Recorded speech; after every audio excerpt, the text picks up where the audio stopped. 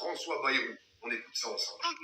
Que vous évitez depuis le début de cet entretien, c'est celle, pardonnez-moi, j'insiste, c'est celle de la responsabilité. Vous avez parlé des députés.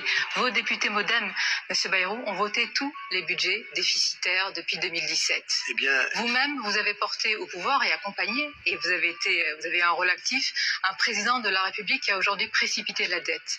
1300 milliards depuis 7 ans. Si je remonte à une autre époque, Monsieur le Premier ministre, à une époque pas si ancienne, un ancien président de la République, Nicolas Sarkozy, a bataillé pour le non-remplacement d'un fonctionnaire sur 2 partant à la retraite. Et à l'époque, je me souviens très bien, vous aviez dit, ce n'est pas comme ça qu'on va trouver des économies. Ma question est simple.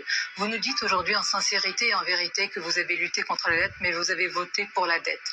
Alors n'êtes-vous pas responsable de la situation en tant que les autres? Nicolas Sarkozy a bataillé. C'est un exemple. Non, c'est pas un exemple. C'est le président de la République qui a conduit une politique qui a créé plus de 1000 milliards de dettes en 5 ans. Comme les autres, tous ceux qui ont été au pouvoir. Et vous-même, à la tribune de l'Assemblée, l'avez dit. Vous avez le droit de dire comme les autres. Mais vous contestez que M. Hollande et M. Macron n'ont pas augmenté la dette? Monsieur Hollande, parce qu'il a vous-même la l'avez chance dit à la tribune de cette l'Assemblée, M. Bayrou. Tout depuis, écoutez-moi bien parce que je l'ai déjà, depuis 1974. Pourquoi vous avez voté Tous les gouvernants. Pourquoi vous votez?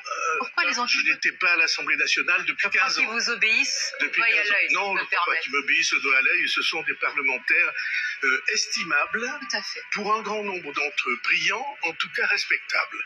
Et puis je suis très content qu'ils soient là, parce que c'est comme une famille politique. Et donc, pourquoi est-ce que les gouvernements successifs ont voté? Parce que les Français le demandaient.